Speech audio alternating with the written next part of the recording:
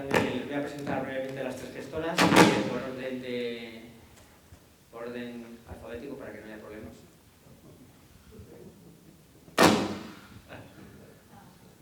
Bueno, voy a empezar con la primera, que es DWS. DWS es la división global de gestión de activos y patrimonios de Deutsche Bank, del banco Deutsche Bank. Fundado en 1956, es una de las gestoras de fondos de inversión más grandes e importantes del mundo. La estructura y principales características de esta gestora son la propiedad, el 80% es de Deutsche Bank, el volumen que administra más de 1 billón de euros a nivel global, y los productos, pues una amplia gama de productos, desde planes de pensiones, inversiones tradicionales, ETFs.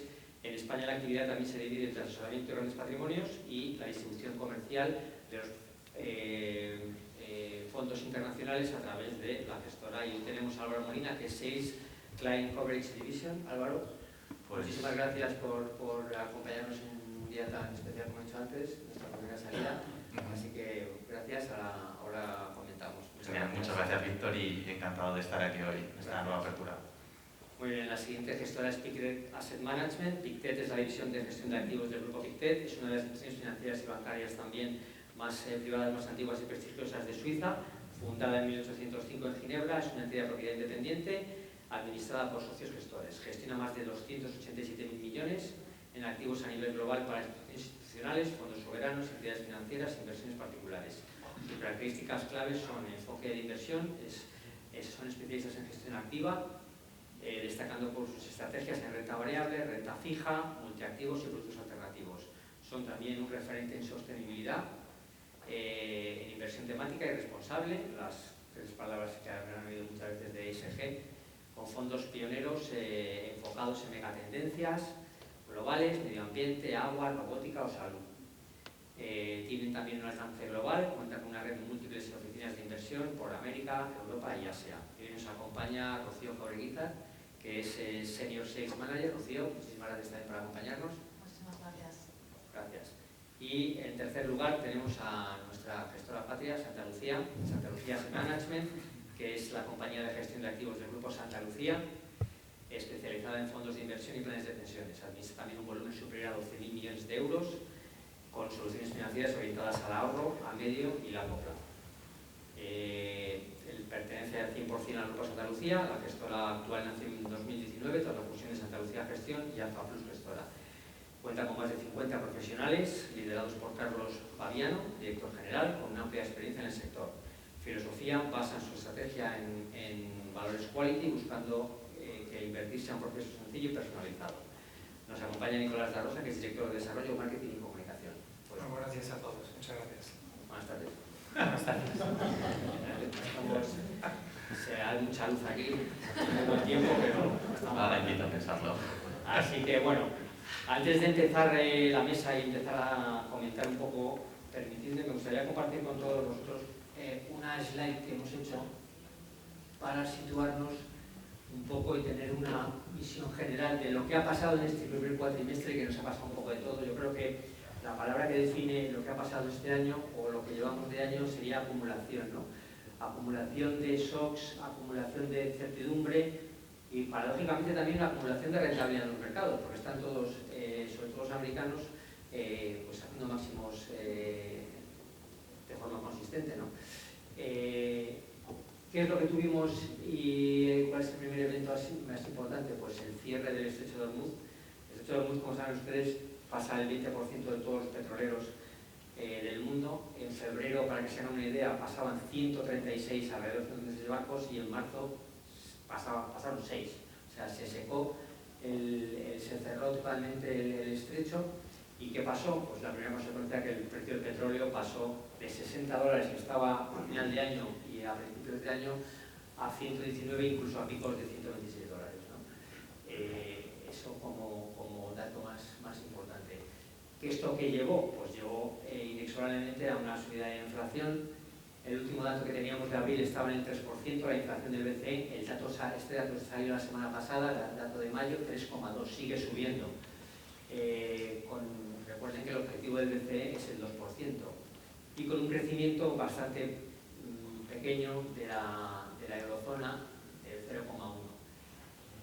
por lo que el BCE se está debatiendo por primera vez en 2 años en subidas. El mercado descontaba 3 subidas a principio de año, luego se ha quedado en 2 y seguramente en la reunión de julio tendremos la primera, ¿no?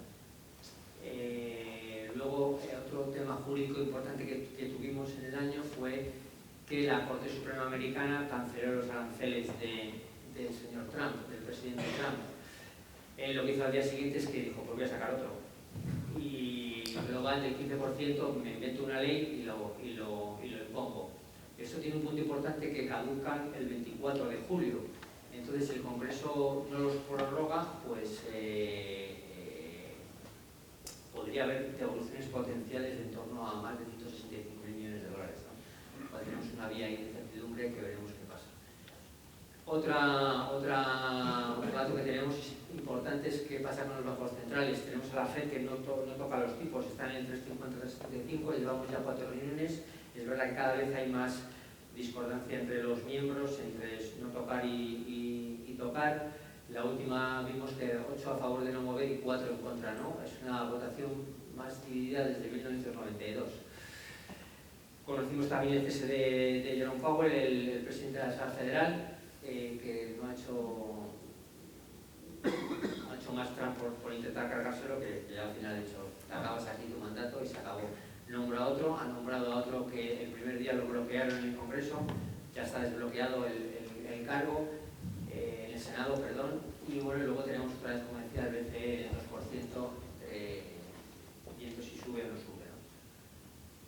Y todo esto desemboca en lo que también tuvimos, o la principal razón de todo esto, ¿no? Que son los ataques de la guerra de Irán el 28 de febrero entre Israel y Estados Unidos, ¿no?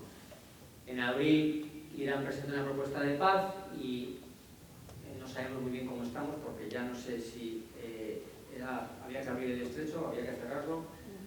Está abierto, pero no se sabe muy bien, que ya no nos llega, cada año llega menos información. Y luego tenemos un riesgo que Irán parece que lleva ya tiempo vendiendo petróleo en yuanes, poniendo un poco de riesgo lo que es el tema de los petrodólares, ¿no? Bueno, pues esto es lo que ha pasado y qué riesgos tenemos en cierres, ¿no? Pues bueno, pues la estanflación, como saben ustedes, es inflación sin crecimiento. Si suben los precios y no sube el crecimiento, pues podemos tener un problema, ¿no? También la curva de tipos americanos a 30 años, que es un dato muy seguido por el mercado, y la erosión del dólar como moneda de reserva que puede verse afectada, ¿no? Y esto beneficia a China, que se está aprovechando en silencio de todos los males que nos afectan al resto. Así que bueno, con todo esto, no sé qué os parece el resumen. Vamos a empezar. Me gustaría empezar primero por Tímico, que para hablar un poco de lo que es el tema de ahorro. Como comentaba al principio, los augurios al principio del año parece que eran muy buenos, ¿no? Había como inflación a la baja, cierto crecimiento, tipos se esperaban que no subieran. 5 meses después tenemos todo este jaleo. ¿Cómo han reaccionado vuestras carteras a todos estos movimientos, ya que son más sensibles por tener más ahorradores, por todas estas causas? Sí, muchas gracias, Víctor, por haber repasado un poco todas esas etapas desde el inicio del año, porque es verdad que los meses van pasando, los eventos son cada vez más rápidos y nos olvidamos un poco de lo que pasó hace apenas 3 o 4 meses, ¿no? Pero al final todo eso acaba en el hecho de que estamos en un mercado incómodo, o sea, nos sentimos incómodos. Incómodos, y hay 3 puntos fundamentales de esa incomodidad. La primera con el tema de la inflación.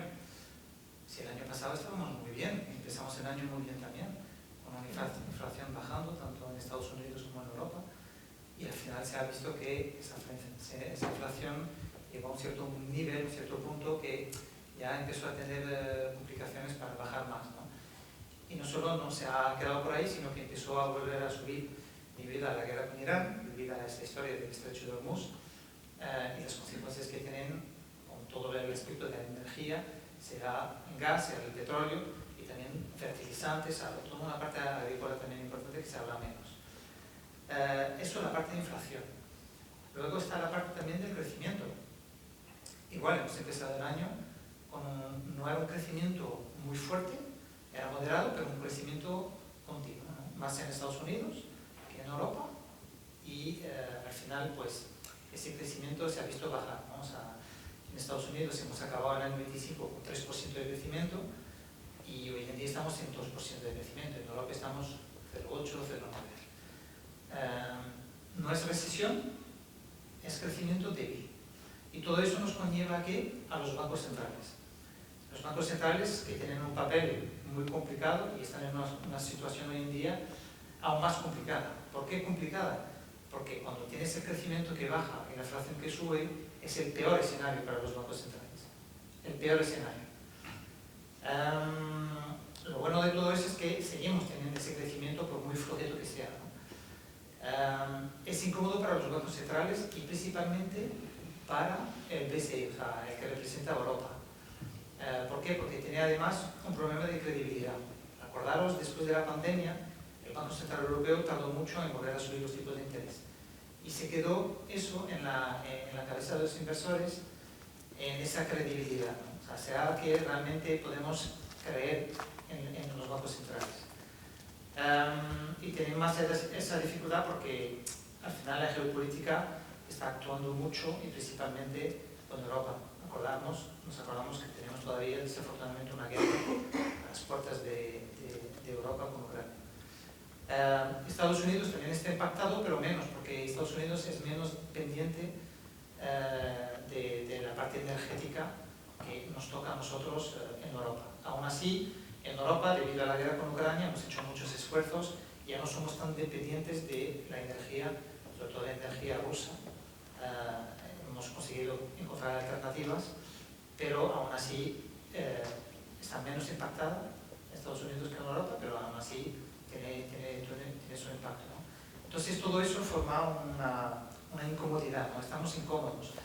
Además los eventos que antes eran esporádicos, hoy en día son continuos. Ahora, el problema geopolítico es un problema que vamos a tener sí o sí en los próximos años. Y eso también tenemos que adaptarnos a eso, ¿no? Que antes teníamos eventos esporádicos y ahora es un momento continuo.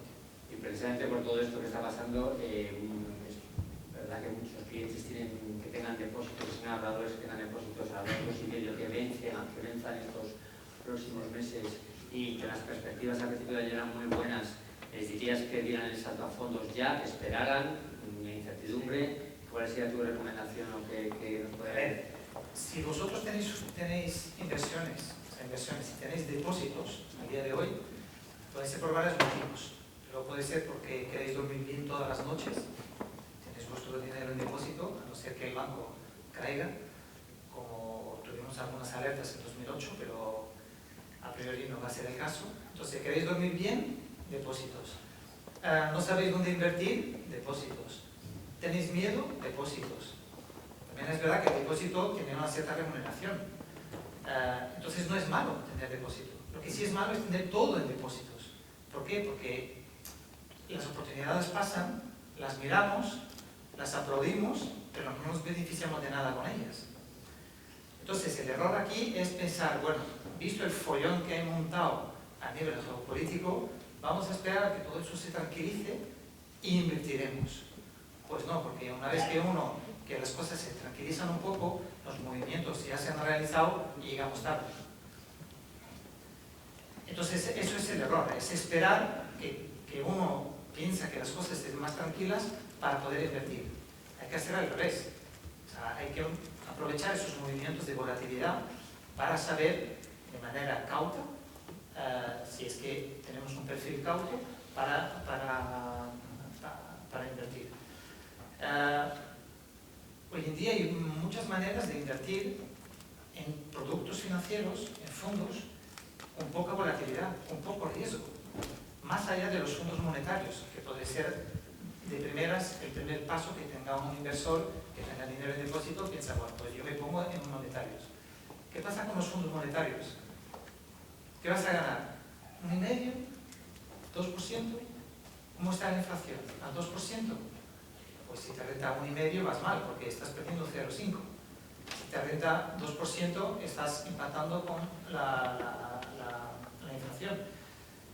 Pues un paso más allá, sin coger mucho más riesgo, existen productos que te permiten tener una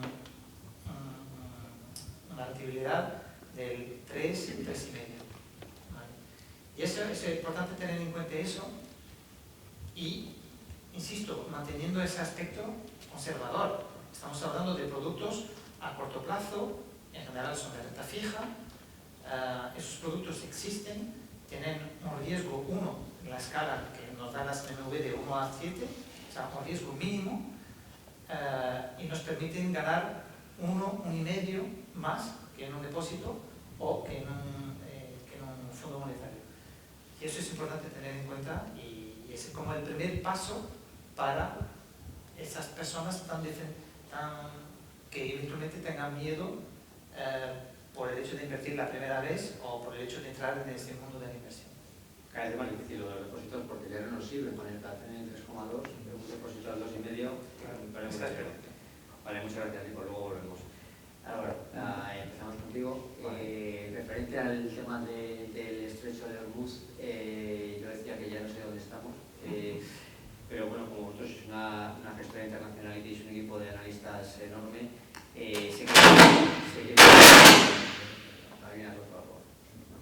sé que es difícil que me digas un poco qué es lo que va a pasar, cómo estáis manejando la desescalada. Es verdad que está abierto. ¿Nos podéis decir un poco cuáles son los últimos análisis o noticias que os llegan de vuestros departamentos de análisis sobre esto? ¿Qué se espera? ¿O tenemos que convivir con este tema de segundo fondo y la vida sigue igual? ¿Cuál es vuestra opinión? Yo creo que... ¿Me escucha? Es una respuesta difícil, Víctor. Actualmente y hoy en esta tarde podrían cambiar las negociaciones. Todos sabemos que Donald Trump, el presidente de Estados Unidos, juega a golpe de tuit. Con un tuit puede mover el mercado. Sin embargo, yo quiero ser un poco más quirúrgico y desde DWS vemos dos tendencias. Vemos aquellas gestoras que piensan que va a haber una reapertura rápida, eso sería cuestión de semanas, y otras gestoras en las que incluyo a DWS pues hablarían más de un bloqueo prolongado. Esto serían pues más meses.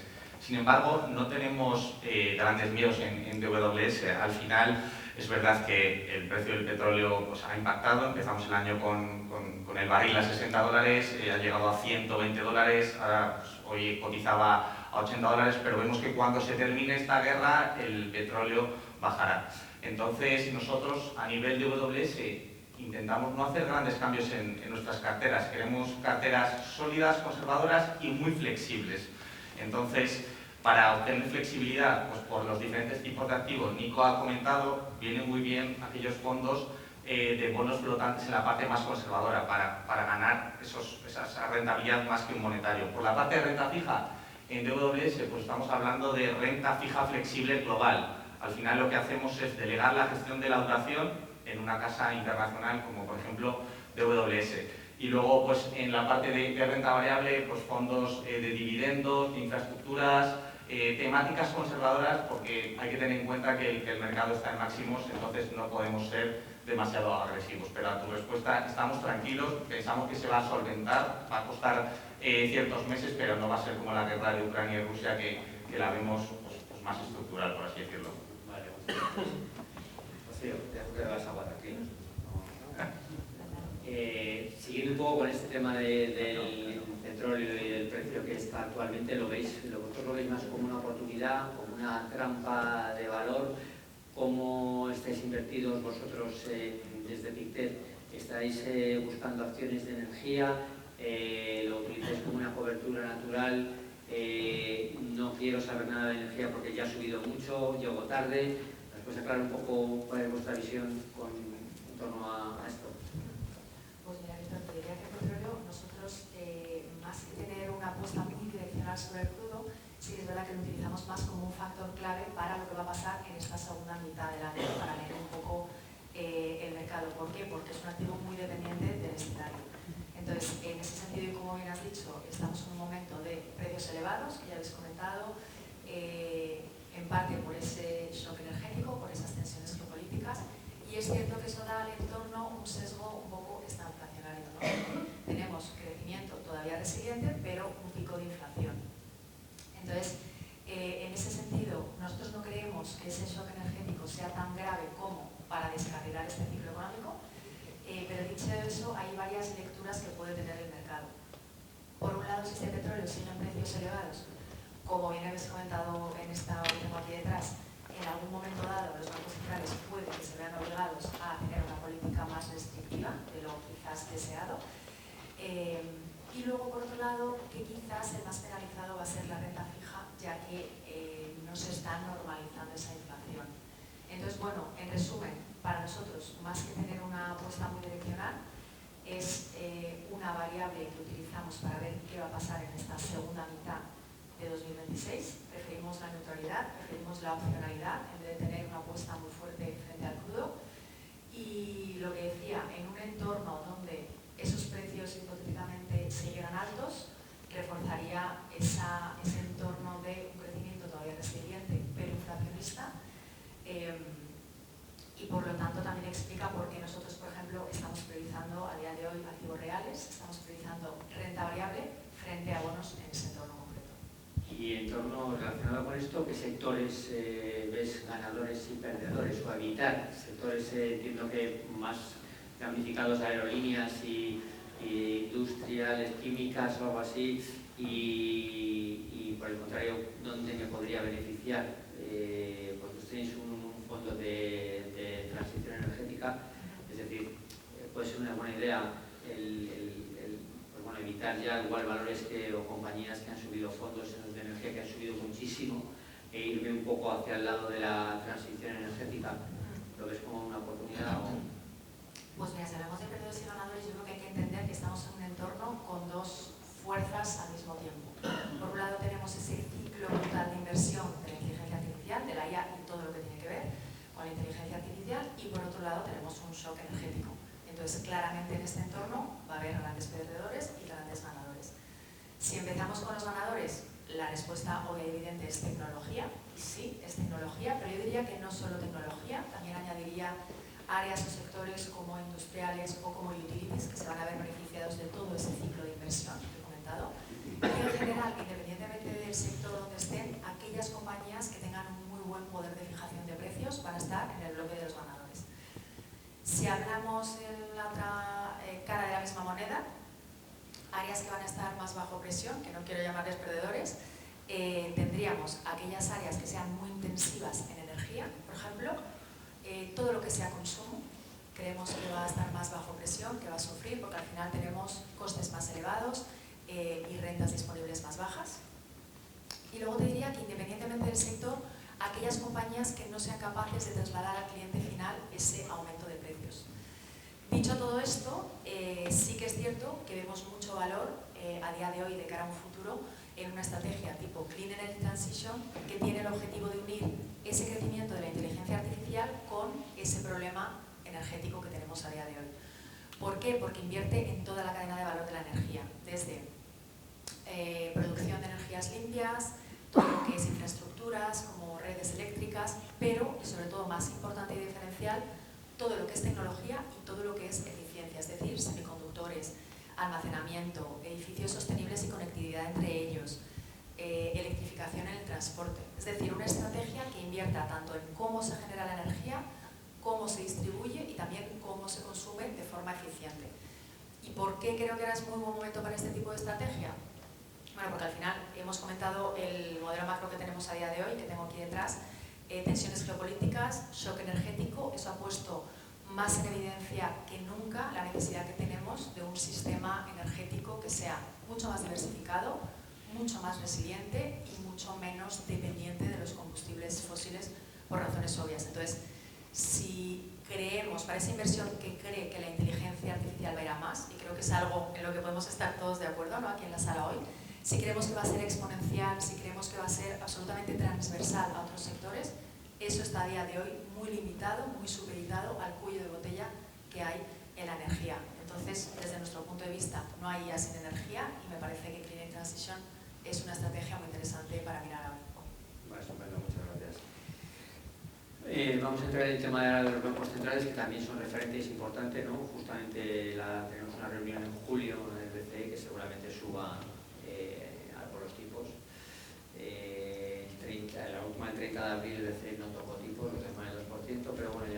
ya había voces en los que clamaban por una subida.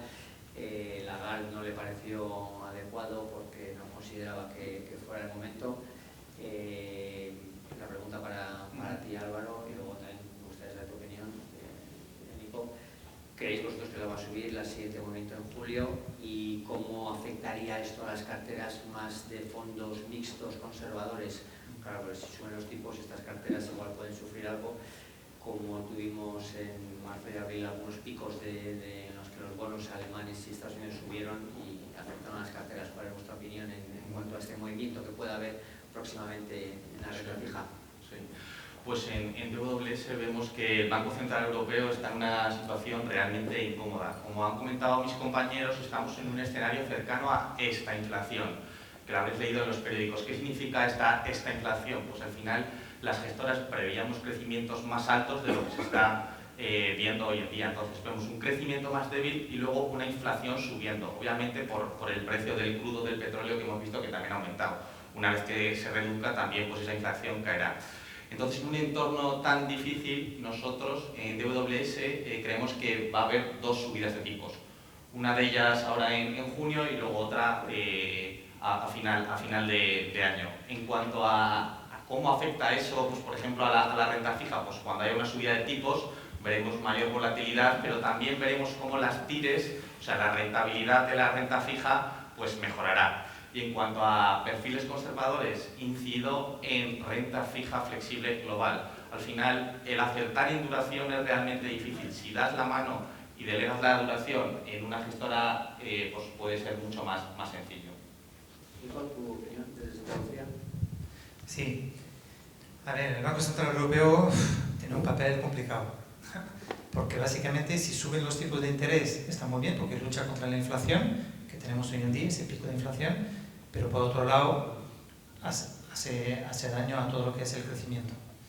Al revés, si bajan los tipos de interés, que hoy en día ni siquiera hablamos de eso, acordaros que hace 3 o 4 meses estábamos hablando segurísimo, el Banco Central Europeo y la FED van a bajar tipos.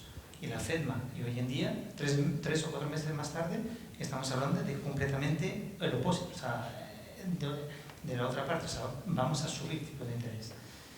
Entonces, si en el caso de bajar tipo de interés o de mantener los tipos de interés, pues está muy bien para el crecimiento, pero por otro lado tenéis la inflación que sigue ahí subiendo, ¿no? En Santa Lucía pensamos que desafortunadamente van a subir tipos de interés. Ahora en la próxima reunión esperamos 25 puntos básicos de subida de tipo de interés. ¿Va a servir para algo? Absolutamente nada. Es cosmético, no va a servir para nada. Pero, una vez más, el Banco Central Europeo no solo tiene ese mandato de liderar con los tipos de interés, pero tiene esa parte reputacional desde 2022 que está atrás y tiene esa mochila que entonces no se puede permitir estar atrás del ciclo. Entonces sí que pensamos que va a haber una subida de tipo de interés. Esperemos que no haya 2 subidas de tipo de interés. ¿Y cómo afecta eso? Pues nosotros seguimos más defensivos. Entonces damos prioridad a todo lo que es la parte de renta fija, pero del lado corto plazo. En cuanto vamos a plazos más largos, esos movimientos de tipo de interés, y más cuando son a la alza, como probablemente ocurre este año, esto tiene un impacto más fuerte en la rentabilidad de los fondos. Hoy en día no tenemos un problema de crédito, de la calidad de las compañías, no tenemos ese problema. Lo que sí tenemos que gestionar muy bien es lo que se llama la duración, ¿vale? Y eso sí que tenemos que jugar con eso. Al inicio del año, hasta el día 27 de febrero, cuando empezó la guerra, estratégicamente nosotros estamos cogiendo más duración.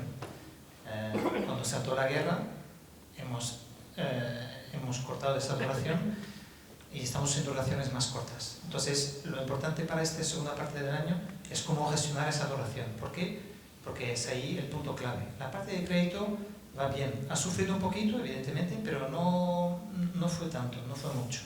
Y los spreads siguen bastante estrechos. Rocío, desde Pictet, vuestra opinión, abogáis también por tener algo de renta fija, ¿qué parte de la curva habría que comprar? Creo que lo ha dicho un poco acertadamente Nico, duración corta, ante subidas de tipos que pueden venir. ¿Qué nos puedes decir? No quiero ser la voz discordante aquí, pero No. a lo mejor voy a serlo. Decir, antes de decir nuestra opinión para lo que queda de año, que obvio y evidente que hay hueco para renta fija en una cartera moderada, en una cartera conservadora. Hay que pensar en invertir a medio y a largo plazo y siempre va a haber hueco para la renta fija.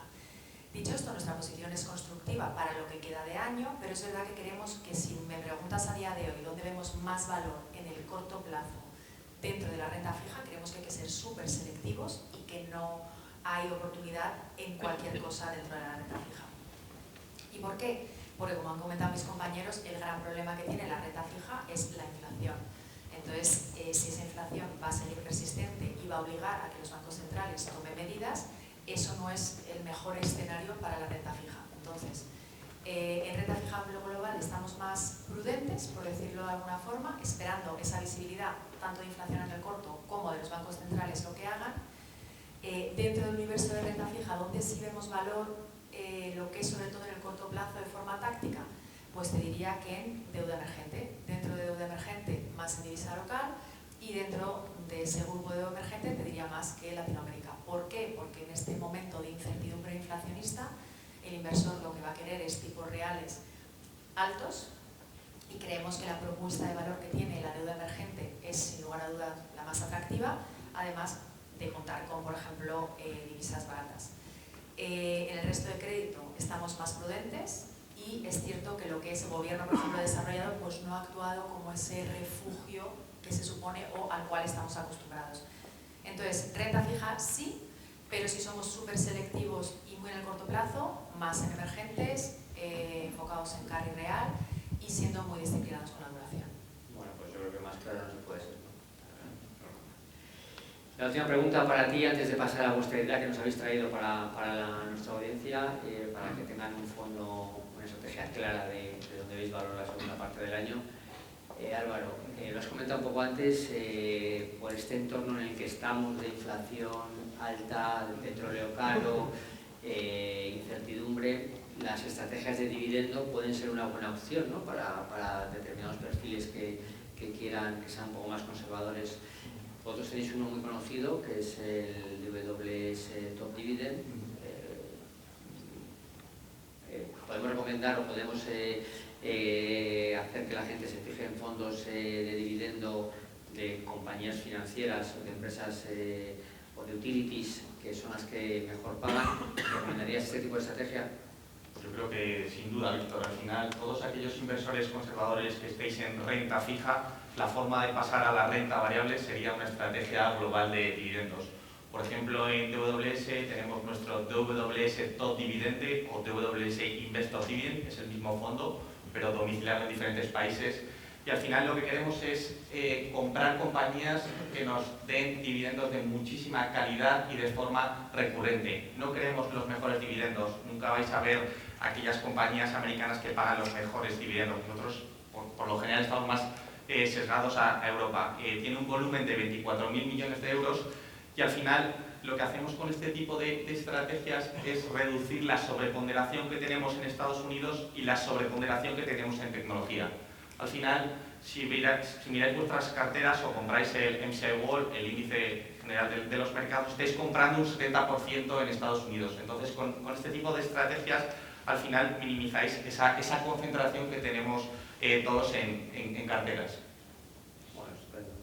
Pues vamos a pasar a la idea que nos habéis traído. Empezamos por ti y cuéntanos. A ver.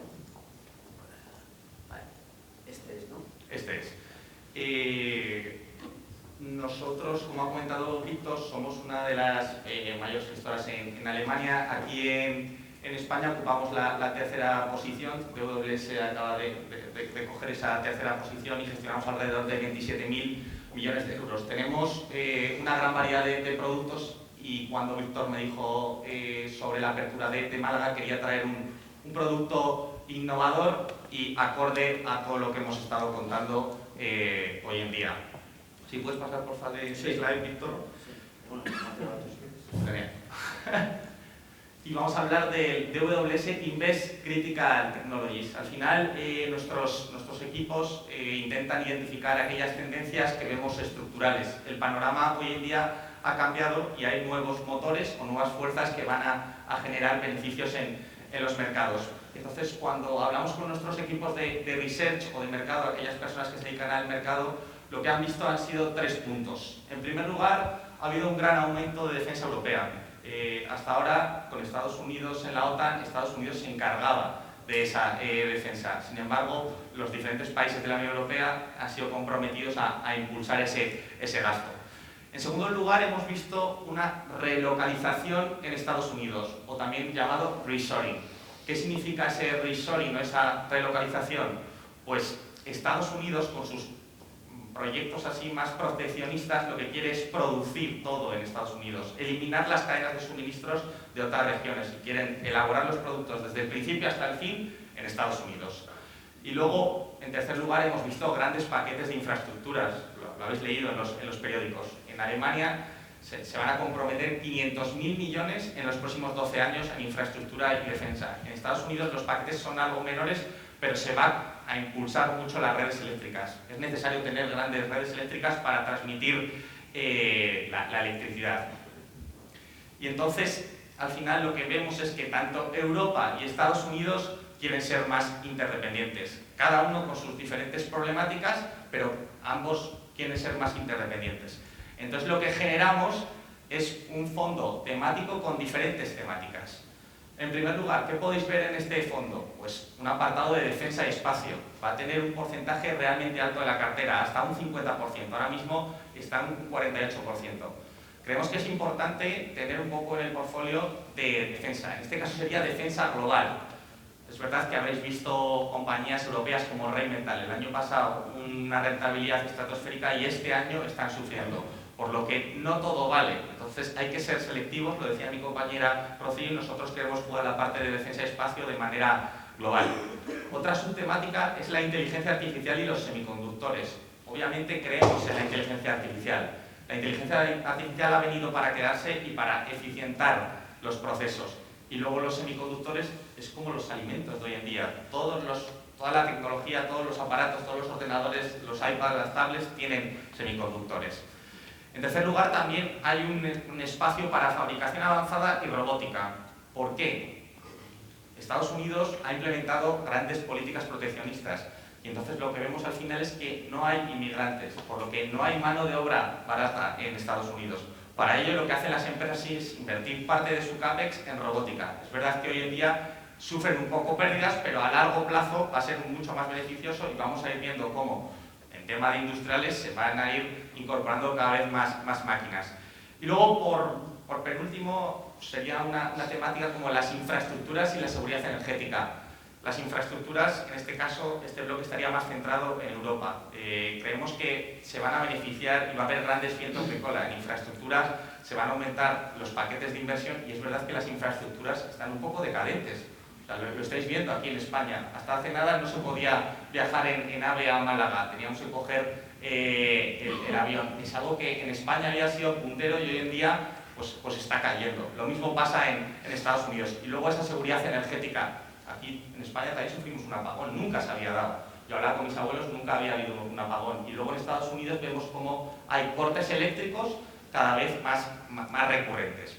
Entonces, otro bloque sería esa seguridad energética e infraestructura. Y por último hablaríamos de ciberseguridad. Ciberseguridad ocuparía un universo más pequeño, alrededor de un 2% de la cartera, pero también muy ligado con defensa de espacio. La ciberseguridad nos da seguridad, como propiamente dice la palabra, y creemos que con esta idea, con este DWS Invest Critical Technologies, podéis invertir en todas aquellas tendencias donde se está yendo la inversión para los próximos 10 años. Bueno, muchas gracias. Decir que todos estos fondos que vamos a hablar hoy están en la plataforma nuestra disponible, la clase limpia.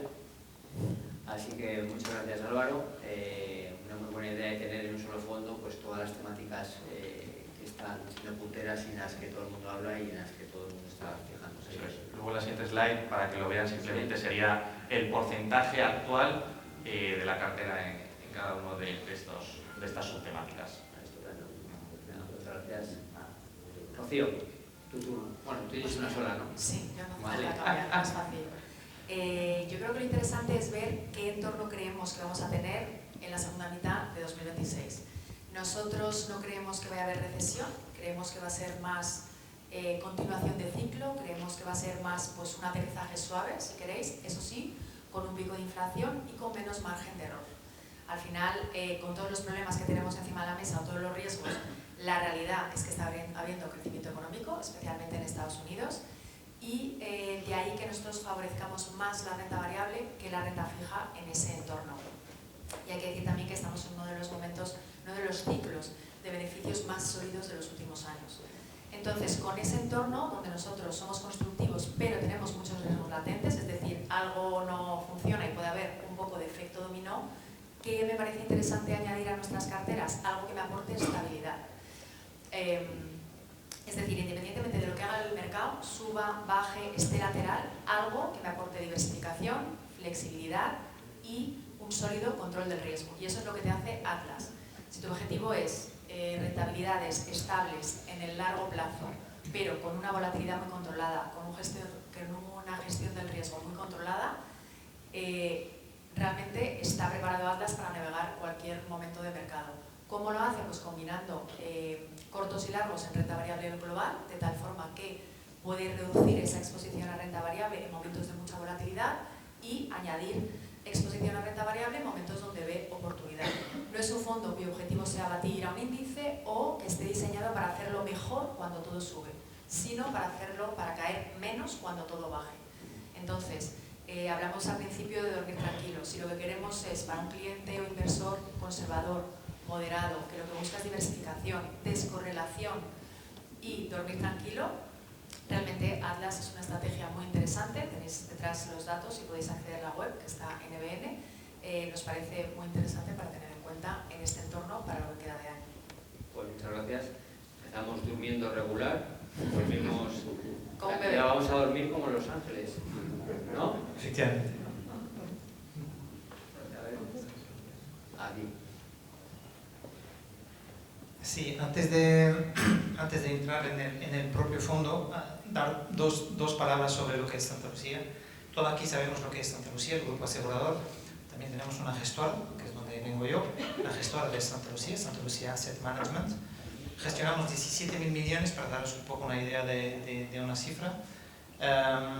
Y como buen grupo asegurador, la especificidad, la expertise nuestra es renta fija. Tenemos gama de renta variable, pero la renta fija es, digamos, donde tenemos resultados excelentes, ¿no?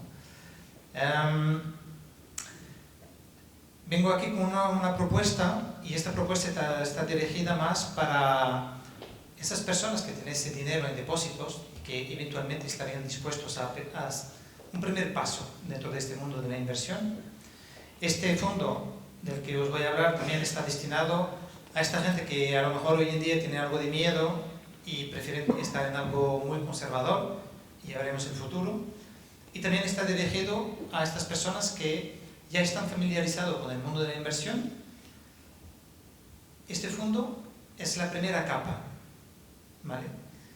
Es la primera capa en el sentido que son los primeros euros que pones en una inversión, y esos primeros euros lo que quieres es un fondo que no te dé bandazos, que va muy tranquilito, un fondo aburrido, que es de lo que se trata, que sea aburrido, que invertís en él y os olvidáis de él. ¿Por qué? Porque luego tenéis que poner más el foco en otro tipo de fondos de renta variable, otro tipo de fondos de renta fija, en los que tenéis que estar más alerta. Pero la idea aquí es invertir en este fondo y olvidaros, ¿vale? Es un fondo de pagarés, ¿vale? Un fondo de pagarés es un fondo que lanzamos en diciembre del año pasado, es un fondo reciente, tiene 70 millones de euros de momento. Como grupo asegurador no hay ningún producto que os proponemos sin que nosotros mismos estemos invertidos, ¿vale? De esos 70 millones, 20 viene del balance de la aseguradora. Dicho de otra manera, si esto va mal para vosotros, irá mal para mí. Y más vale que esto vaya bien, porque así os beneficiáis y yo también. Si podemos pasar a la slide siguiente. Los pagarés muchas compañías emiten pagarés, desde las grandes como Iberdrola hasta la granja de Badajoz, que ahí crean pollos. Entonces hay que tener un conocimiento muy específico de las compañías, ¿no? Porque aquí el riesgo es que tú das financiación a una compañía, pero que luego la compañía no responde, ¿vale? Dentro de un grupo como Santa Lucía somos muy defensivos y el riesgo, o sea, es algo que está en el ADN de los gestores, ¿no? O sea, no cogemos punta de riesgo si que atrás haya un cierto porcentaje de rentabilidad. Este fondo de pagarés, como podéis ver, tenía una rentabilidad, una TIR de casi 4%. Estamos aquí hablando de un fondo que va hasta un año, ¿vale? O sea, es muy cortito, ¿vale? Los pagarés en general se emiten a 6 meses, 8, 12, puede ir hasta 24 meses, ¿vale? Pero, y podemos invertir en esos pagarés hasta 24 meses, pero la idea es la media que sea un año, ¿vale? El riesgo de este producto es 1, es el riesgo mínimo, ¿vale? ¿Cuál es la magia y por qué conseguimos esa rentabilidad tan alta en un fondo aburrido que invierte en pagarés? Bueno, pues esto viene, uno, de la expertise muy fuerte de los gestores que llevan 20, 30 años gestionando el balance de la aseguradora Santa Lucía. 2, el conocimiento que tienen de esas compañías que emiten pagarés. Tener en cuenta que algunas de ellas nos llaman y nosotros actuamos como asesores, en el sentido que ellos quieren emitir eventualmente porque tienen una necesidad a 6 meses y nosotros les aconsejamos a lo mejor de ir hasta 12 meses. Conclusión, muchas de ellas emiten pagarés exclusivamente para Santa Lucía, ¿vale? Si emiten, os doy un ejemplo, 5 millones, pues a lo mejor 3 millones van para el balance de Santa Lucía que gestionamos y 2 millones van para este fondo. Y hay una tercera explicación, que es el hecho de que si miráis la cartera, el porcentaje más grande del tipo de compañías que emiten esos pagarés son compañías relacionadas con la energía. En España hay muchas compañías energéticas y renovables, entonces es normal que también sean esas compañías que emiten más. Pero hay un truco técnico, porque cuando Iberdrola emite un pagaré, Iberdrola actúa como la matriz de la compañía, pero Iberdrola tiene muchas subdivisiones. Entonces hay una subordinación que se hace y eso, a la hora de emitir el pagaré, el spread es mucho más amplio. La rentabilidad que podemos conseguir es mayor y nos aprovechamos de eso. Entonces, si combinas la experiencia de los gestores, este punto técnico y el hecho de que tenemos emisiones propias para nosotros, pues conseguimos tener este tipo de rentabilidad. El objetivo del fondo, 250, 300 millones de euros máximo. A partir de ahí cerraríamos el fondo. ¿Por qué? Porque si lo dejamos ir más allá, tendremos que entrar en contacto con compañías, coger pagarés que a lo mejor no estemos muy cómodos. Y eso no queremos.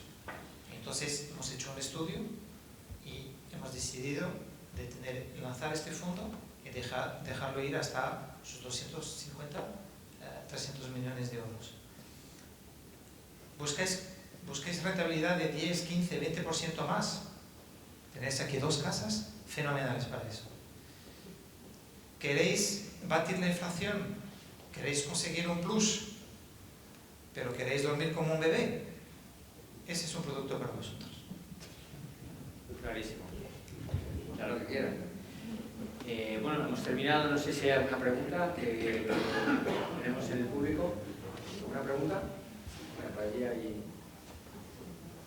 ¿Hay una voz? No, ahora te acercamos un micro. Pues muchas gracias a los tres. Gracias. Luego seguimos hablando.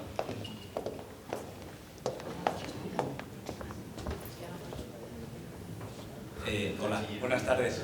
Yo quería haceros una pregunta sobre la bolsa americana. A ver, el ratio Buffett está totalmente disparado, entonces me gustaría saber vuestra opinión sobre si es algo que nos debe preocupar o por el contrario es un ratio que, digamos, ha pasado a mejor vida. Muchas gracias. Ratio Buffett. Yo respondiendo a la renta variable americana diría que es verdad que esos resultados positivos han venido mucho más por beneficios que por múltiplos, que es verdad que hay quien está preocupado de que esté muy concentrado en ciertas áreas, dicho esto, y que las valoraciones están ajustadas en según qué áreas. Dicho esto, nosotros no creemos que sea el final del ciclo, creemos que sigue habiendo oportunidad y que están en esas valoraciones y en esos niveles por una razón. Sí, yo por aportar algo, si miramos los últimos resultados que han publicado las empresas americanas, el 87% ha batido resultados, incluso ha subido el ratio de mejora en las empresas del S&P más de un 21%. O sea, que es verdad que el PPA sigue subiendo de por acción. O sea, hasta el día de hoy siguen ganando beneficios, ¿no? Entonces, bueno, mientras que eso ocurra, pues la bolsa seguirá subiendo. Yo simplemente por concluir y añadir al final, hay muchos ratios, es importante ver ese tipo de ratios, pero yo me fijaría más, como ha comentado Rocío, por el beneficio de las empresas. Ese PPA al final, todo el mercado está preocupado, pero si las empresas siguen cumpliendo sus guidelines, sus objetivos y sigue habiendo beneficios, el mercado va a seguir tirando. Es verdad, nosotros desde DWS somos un poco más prudentes, estaríamos neutrales en Estados Unidos y más positivos en Europa, pero para nada creemos que haya un fin de ciclo.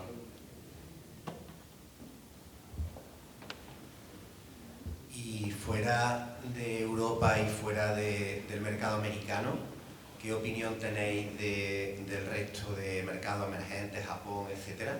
Fuera de Europa y fuera de Estados Unidos, ¿qué opináis? Pues yo rápidamente, porque he hablado de deuda emergente, diría que en renta variable, además de Estados Unidos, estamos sobreponderados en emergentes, excluyendo China, y en renta fija también estamos positivos en deuda emergente. Por lo tanto, son emergentes en general, nos gusta bastante. Y luego diría, aparte de eso, el yen quizás a nivel divisa. Pero aparte de eso, y dentro de la deuda emergente, como había dicho, más sobre todo en el mercado latinoamericano. Sí, aportando. Sí,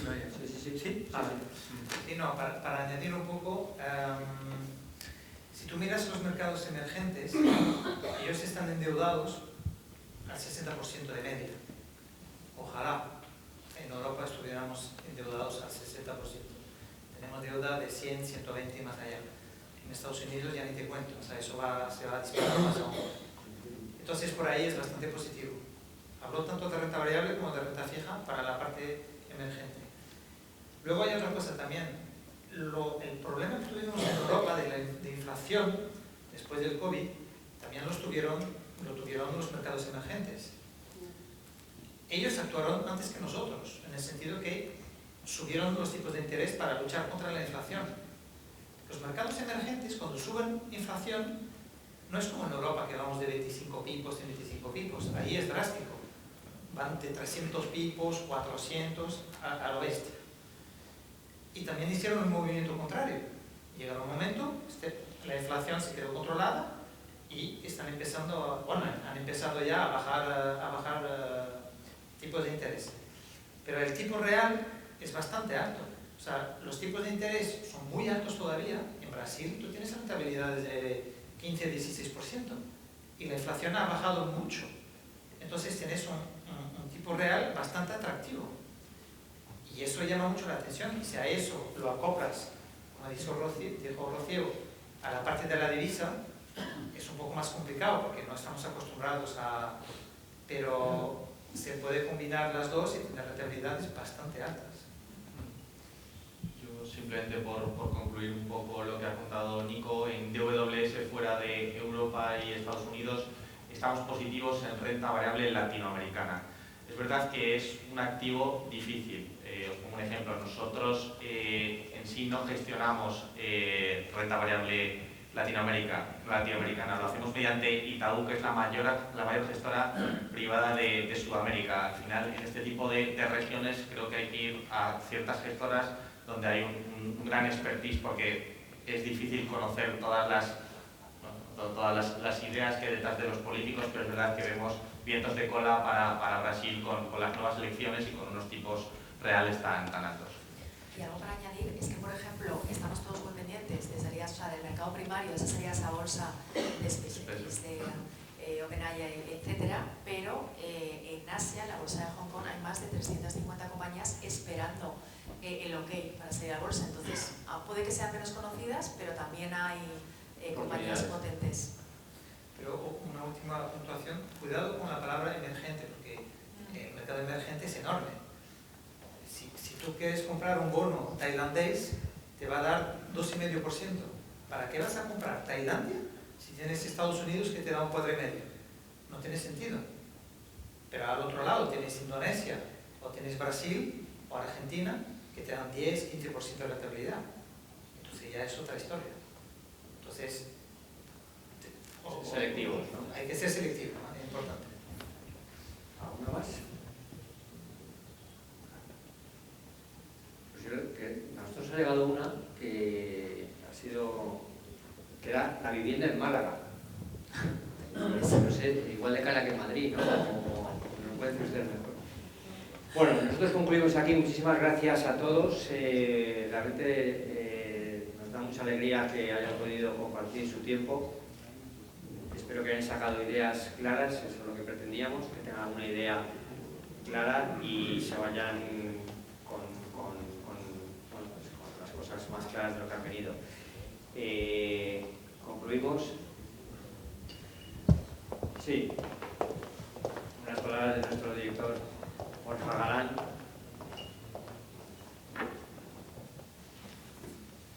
Sí. Sí, a mí quizá me toca decir las palabras más fáciles. Yo no me atrevería a entrar en ninguna de las conversaciones que se han abierto aquí, interesantísimas todas ellas. Mis palabras son de agradecimiento. Básicamente agradecerles que hayan aceptado la invitación. No es fácil para un banco pequeño que quiera hacerse un hueco en el cliente en particular. Es verdad que a nivel corporativo sí que tenemos una historia muy dilatada y hemos acompañado a empresas grandes de este país, también a empresas pequeñas que las hemos visto crecer y seguimos trabajando con ellas. Por tanto, agradecerles enormemente el hecho de que hayan aceptado la invitación y estén aquí con nosotros. Por supuesto, agradecer a las gestoras, ¿no? A Santa Lucía, a Pictet y a Deutsche Bank, a DWS, que hayan tenido también la voluntad y el deseo de estar aquí explicando cómo ven el entorno complejo en el que nos movemos a día de hoy, en el que todo aquel que quiera invertir tiene que moverse. Es el mundo en el que nos toca nadar. Por supuesto, agradecer al equipo de BN, especialmente a Juan, que con su empuje y su ímpetu y su grandísima experiencia, pues está haciendo que el caso de Málaga sea un caso de éxito para nosotros, rotundo. Por supuesto, apoyado con Rafael, que también creo que representa, quizá en unas generaciones que van por detrás de las nuestras, un poco diferentes, digámoslo así, pues Rafael representa un poco la DNBN, ¿no? Porque a nosotros no miramos el DNI, miramos que la persona sea una persona implicada y que tenga ese empuje que nos gusta transmitir, ¿no? Sí que me gustaría transmitir una idea. Se me ocurren muchas formas de definir EBN, pero todas terminan seguramente en una idea concreta, ¿no? Y esa idea es que en un entorno en el que quizá las relaciones sociales se han deshumanizado y la gran banca, que tiene un papel fundamental, por supuesto, pero creo, desde mi punto de vista, que ha cometido el error de deshumanizar las relaciones con sus clientes. Nosotros aquí nos equivocaremos o no, pero estamos convencidos justo de lo contrario. Para nosotros es fundamental, es quizá nuestro nicho, el estar cerca del cliente. Lo hemos estado siempre durante 30 años con las empresas y por supuesto, con los clientes particulares no lo íbamos a hacer de una forma diferente. Es como entendemos que tiene que hacerse la banca hoy en día, ¿no? Me acuerdo cuando hablaba con Juan hace unos meses y y le transmitía la idea de abrir una oficina en Málaga, por cierto la primera fuera de Madrid. Quizá tenga algo que ver que tanto el presidente como yo somos andaluces, con lo cual la conversación duró bastante poco. Pues yo creo, Juan, que te transmitía la idea de que éramos una cosa diferente, en la que quizá era difícil creer, pero que en el momento en el que nos dabas la oportunidad de enseñarte lo que somos, pues que estábamos convencidos de que ibas a formar parte de nuestra historia, ¿no? Y aquí estamos, en parte gracias a tu empuje, y en prácticamente unos pocos meses, pues esta oficina se puede decir, tenemos la gran satisfacción de decir que es un caso de éxito, ¿no? Con lo cual, una vez más, muchísimas gracias. Nos encantará ahora compartir un cóctel quizá un poco más distendido, en el que por supuesto estamos abiertos para hablar de todo esto y de muchas cosas más. Bueno, yo quería agradecer otra vez a Álvaro, Rocío, Nico, muchas gracias por apoyarnos, por ayudarnos. Y también me gustaría dar unas palabras para los compañeros que están en Madrid, que han podido organizar todo esto y que ellos también están con nosotros hoy, aunque no estén físicamente. Me gustaría agradecerles todo el trabajo, porque esto lleva bastante trabajo, como vosotros sabéis. Y nada, nos vemos arriba y a disfrutar ahora un poco de lo que nos han preparado. Muchas gracias a todos.